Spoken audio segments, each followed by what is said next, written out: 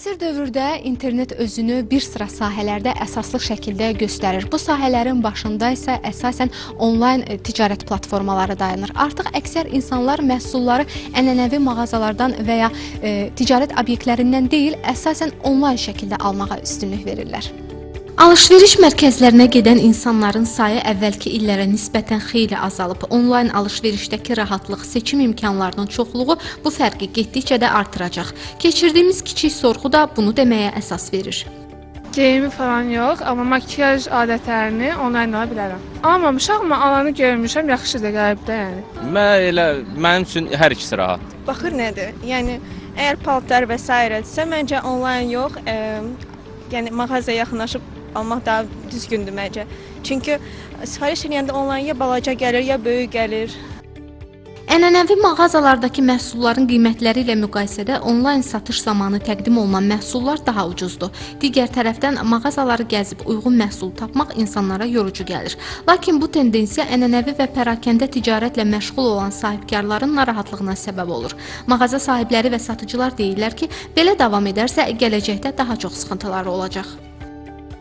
Bu onlayn satışlar biz hansı ki bu mağazin sahiblərinə həddən artıq böyük təsir eləyir.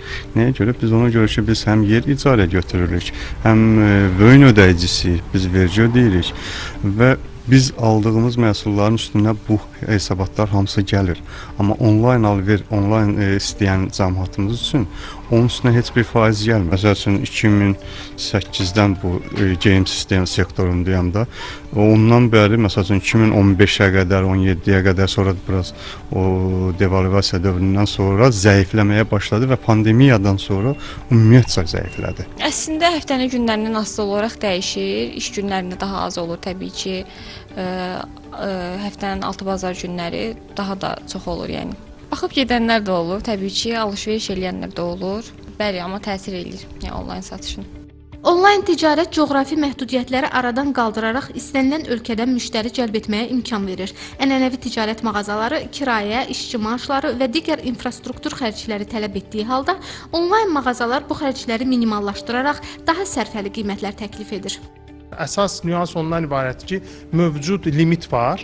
Limit çərçivəsində vətəndaşlar alış-veriş eləyirlər və hər hansı bir vergi ödəmirlər.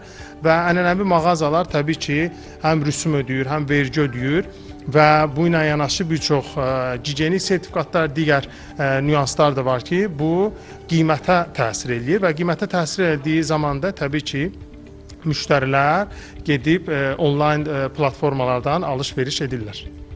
Onlayn alış-verişin günün istənilən saatında fəaliyyət göstərməsi də onun üstünlüklərindən biridir. Alıcılara mağazaları gəzmədən, evdən çıxmadan istədikləri məhsulu tapıb sifariş etmək kimi şans təqdim edir.